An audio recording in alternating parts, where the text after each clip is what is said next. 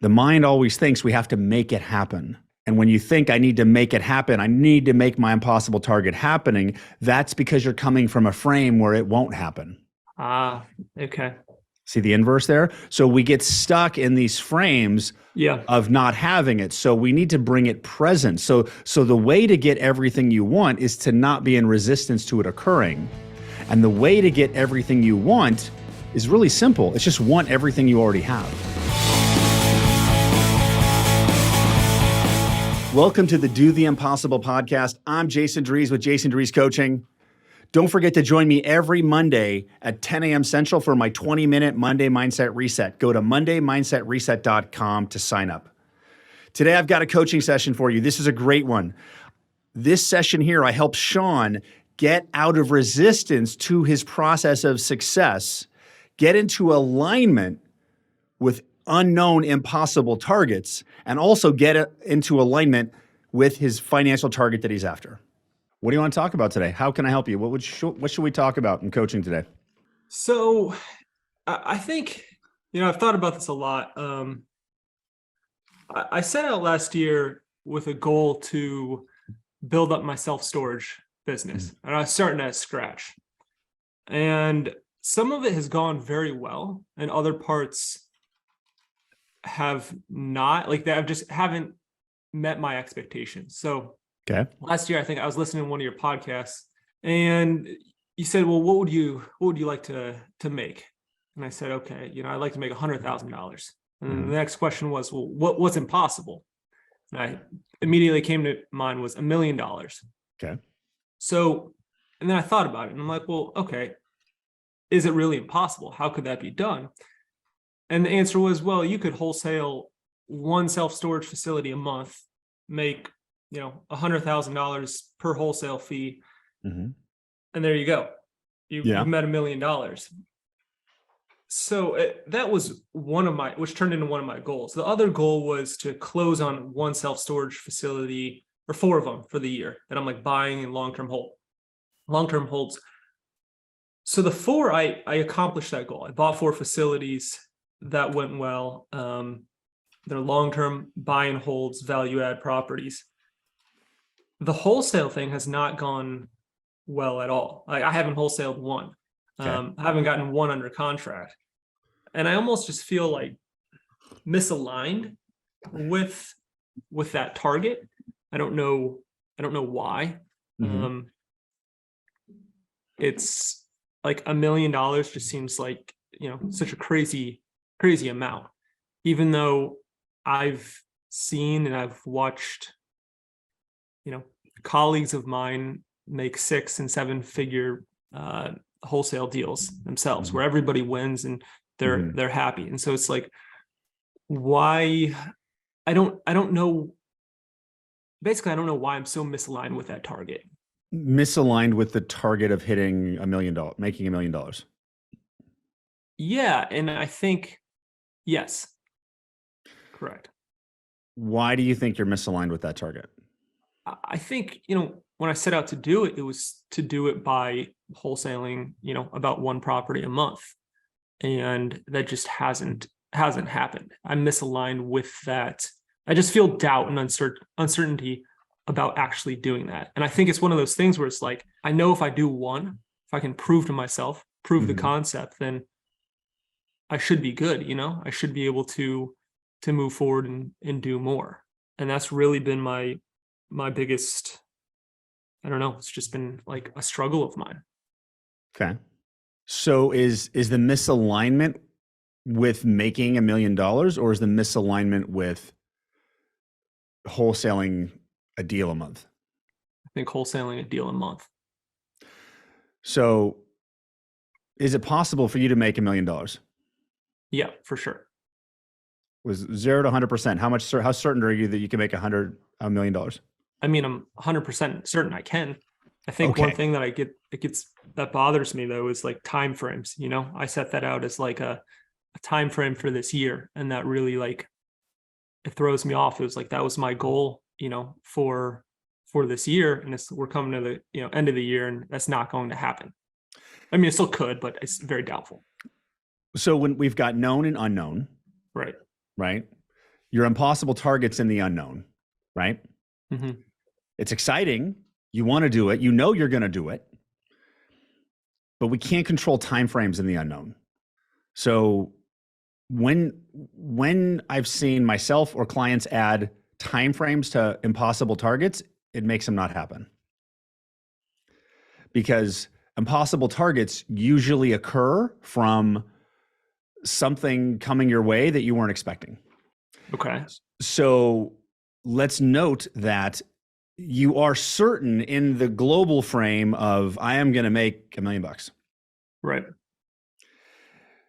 Where the uncertainty is coming up in the strategy to get there. Right.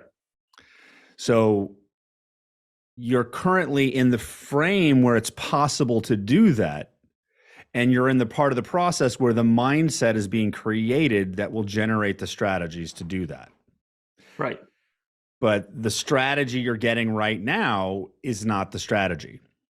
So I know you want that faster and you think that's a simple way to do it. Okay, I'll resale, wholesale a deal a month. Now it's not impossible, but you probably have to be checking out like 20 facilities a month to do that. Yeah. Right. Yeah. So you may have to build up to that, but you should also be open to making $1 million in a different strategy. And would you say that would be outside of like the business I'm in being self-storage, or you don't know? Do you care where you make $1 million? As long as it's legal? No, I don't care. I think I think what throws me off, is like Brandon Turner talks about a lot, right? It's like focus on one thing and like build that bridge, to financial freedom, right? Mm-hmm. And so I've chosen self-storage. So it's easy to get shiny object syndrome and start looking at a million different things, right? Everything that comes your way. And I see like my highest and best use really as focusing and staying within that target of self-storage. Well, I'm not saying leave the focus of self-storage. Okay. I'm saying being open to it coming a different way that you don't know. So there's known and unknown. Yep. Right now, there's the known path is self-storage deals are profitable. You also know that you can wholesale them and make a lot of money, 100 grand or even 600 grand. You've seen that before too. That's the known strategy, right? Right. Is that going to generate $1 million? We don't know, but that's what you know how to do right now. So the best plan to execute is run the known strategy as best you can while you're open to something in the unknown happening and giving you a big breakthrough. Okay. Like, for example, you probably heard me say this before, and I'm going to give you an example, like a new real estate investor, right? The new real estate investor has a W-2 job, and to quit their W-2 job, they need 10 grand a month in passive income. They read Brandon's book. Brandon's book's $100 a door. They need 100 doors, right? And then it's like, okay, well, year one, they can probably get 2, and then year 2, they can get 4. And basically, they can plan out from today how to get 100 doors in 5 to 7 years. That's the known plan. Yeah. It's also possible to get into a single deal that generates $10,000 a month in passive income. They just don't know what it is. So you want to execute the known plan as best you can. Okay, well, I don't know what else to do right now, so I'm going to start stacking doors as best I can. But I'm going to be open and aware that something big is going to come, and when it does, I'm ready for it. Because most people operate only in the known. And if they don't know about it, they assume it's not possible. So they're literally shut off to unknown things happening. Okay. Yeah, that makes sense. I mean, I've seen, colleagues of mine make 7 figures off of one deal where everybody's happy and everybody wins. Yeah. So you may also want to move off of your goal of $1 million. Because if your focus is to make $1 million, but life has a $10 million deal on your plate, you won't get it because you're focused on one. Got it. So that goal can be shutting down possibility. So what I've seen with clients and myself is that it's easier to be open to more money when you're non-specific about how much money comes in. Got it. Like, How much money are you going to make? As much as I can. Yeah. I am exploring all possibilities. So I think, what kind of got me to this conclusion of like, this is where I'm misaligned too, is I built out about 2 years ago a vision, right? A vivid vision of what I want. And it's this 3-year vision. Mm-hmm. And in that vision, my wife's able to quit her job. We're able to go travel for, have a second home somewhere warm, like, and build out this lifestyle. Mm-hmm. And it hasn't happened yet. And I'm like basically a year away from that, right? A lot of things have come true in that vision, but that part hasn't. And so, when it comes to personally, like I feel like, okay, we could do it. We could do it now. We could take that leap, but we're not at the comfort level where my wife's like, hey, yeah, sure, I'll go quit my job and, we'll take on health insurance ourselves and these expenses. It just seems like too big of a risk. And so on one end, it's like frustration. It's like, well, I think we could do it now. But on the other end, it's like, well, okay, I just need one more deal. I just need like a big deal to get it done. And so then it's like, okay, I start blaming myself for that. I'm frustrated with myself. And it's like, okay, well, all you need is the one wholesale deal to make it happen. So that's where it kind of stems from, if that makes sense. Understood. Wanting to be somewhere else. Yeah. Just, I think it's a lack of patience. I'm sure like a lot of entrepreneurs, it's like you want what you want now, not a year down the road or 3 years down the road. It's like you would just want to get to a certain point now. And then that's where it's like, okay, I put these time frames on it. It's to make $1 million this year. It's to prove that I can wholesale a deal a month so that I can get to where I want to be now. Does rushing work? No, I don't think rushing works. I think sometimes like pressure provides value because it's like, you want to get things, you go when you keep going and you're pushing yourself out of your comfort zone and trying to reach these impossible targets. So it's kind of this, I don't know. It's kind of a balance. I'm trying to figure out. So have you heard me say why rushing is bad? I don't recall that one. That's okay if you don't. Rushing, and I know because I've lived there for a long time and I'm still a little unwinding myself, but like rushing is resistance to the present moment. It's resistance to the present. So if we're moving from point A to point B, yeah, we're trying to get to point B as fast as we can. Right. It's like if you're going and getting your car in Google Maps, you need 2 destinations, two addresses, right? Starting and ending. And when we're in resistance to the starting point, we're missing what can happen right now. Because if you have resistance prevents movement. It makes you stuck. And you're trying to go from A to B.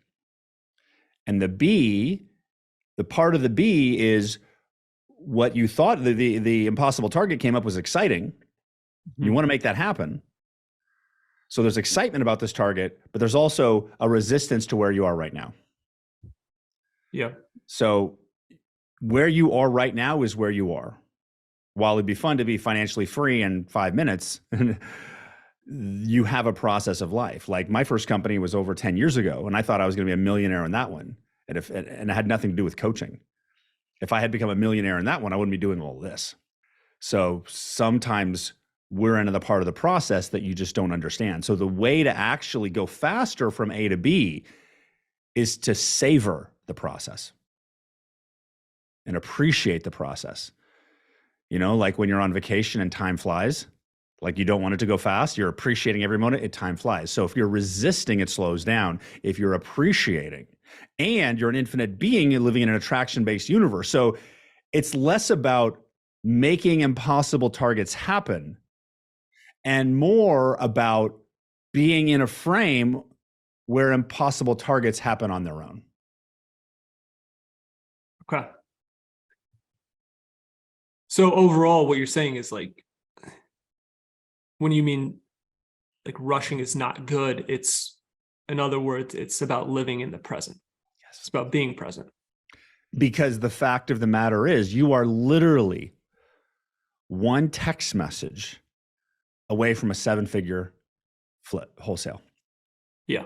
One. Or something else that has nothing to do with wholesaling. Yeah. Right. But if you in this moment, it's not here, it's not here, it's not here, it's not here, you're not going to see that.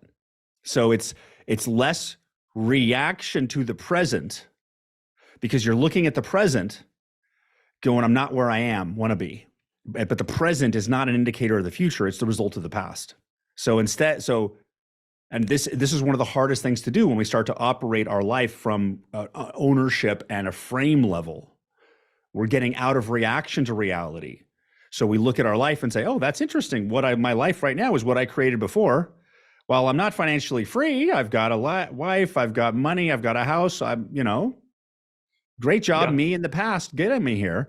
And I'm any second away from a life-changing deal opportunity. I'm wondering what I should do next.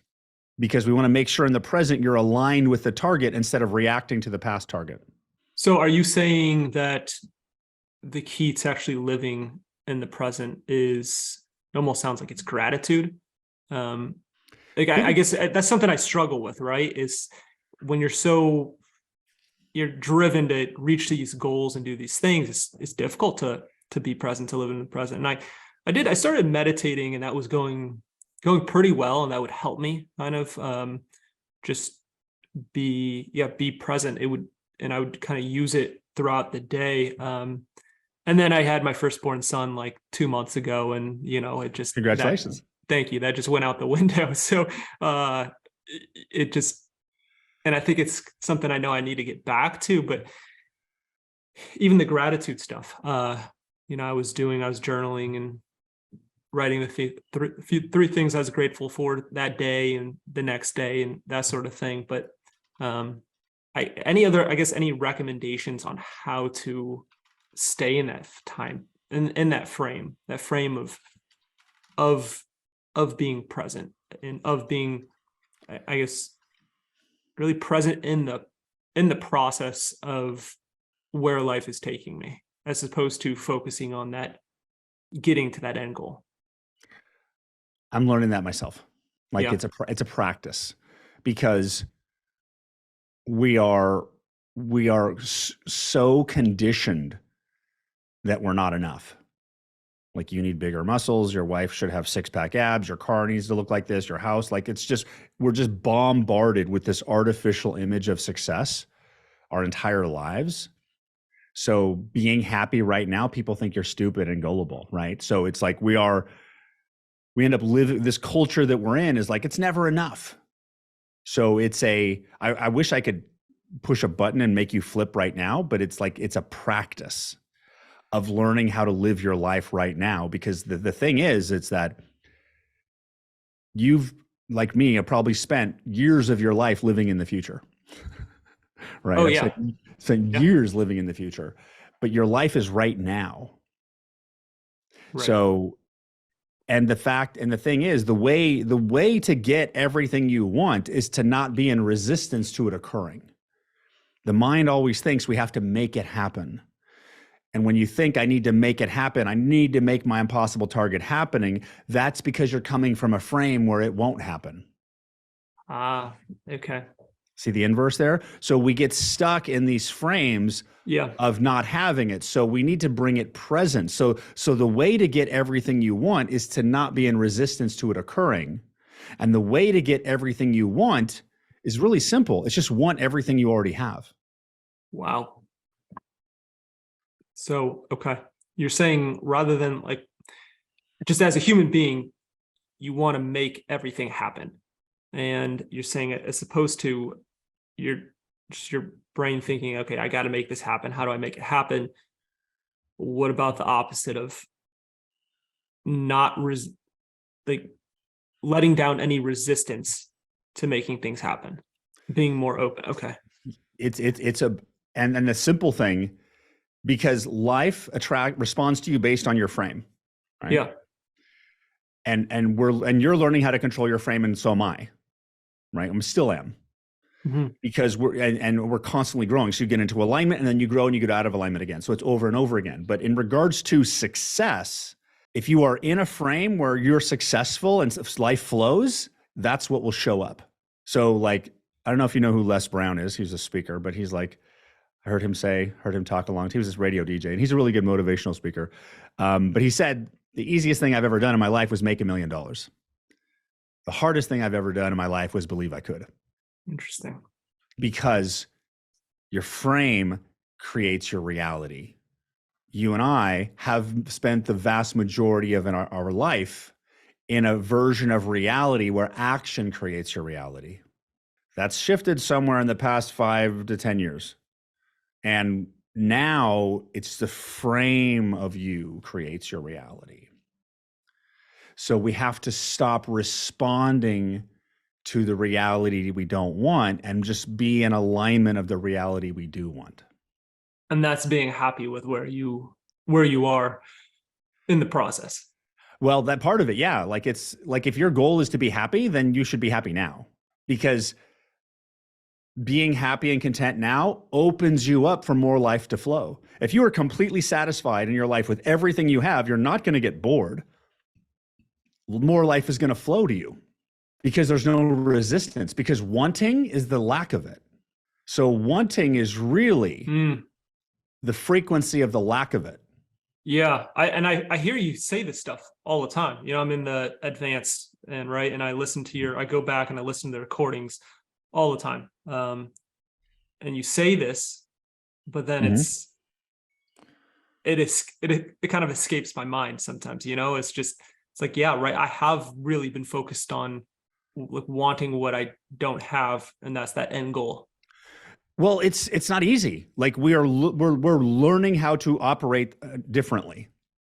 So yes, it's not easy because it's totally new. We're moving from a reaction-based reality, reaction, action to no, creating reality. So what do? You take consistent action every morning. You can journal, you can frame shift, you can keep joining Mindset Academy, you can listen to the podcast. So the more you listen to me, that I'm talking at this frequency, so that helps you, right? So just keep it, but also put yourself in the frame where you get this. Not just the frame of success and money, the frame where I understand how to operate this way, because those are frames too. Right. That makes sense. And if you really want to integrate it, come to my next live event, because when you do multiple days in person, it's like it integrates at a much, much deeper level. Yeah, I had several people and friends who I think went to the last one in Austin, and with the newborn, it just wasn't happening. But I need to get on that. I need to get on your live event. I've only heard great things. So awesome. Yeah. The next one may be March. So, but pay attention. So does this help? Okay. Are you good? Yeah, it does. It helps. I appreciate it. Okay. All right, Sean. Well, it's great to connect today. I'll see you in the Mindset Academy or somewhere else at the next live event. I'll talk to you soon. All right. Thanks, Jason. Bye. See ya. Bye-bye. Thanks for listening to this episode of the Do the Impossible podcast. I hope you enjoyed this coaching session. To get your own coaching session, remember to go to freeintrosession.com. That's freeintrosession.com. Freeintrosession.com to start getting into a greater level of alignment and creating more success in your life right now. Until then, I'm Jason Drees with the Do the Impossible podcast. I'll see you next week. Take care.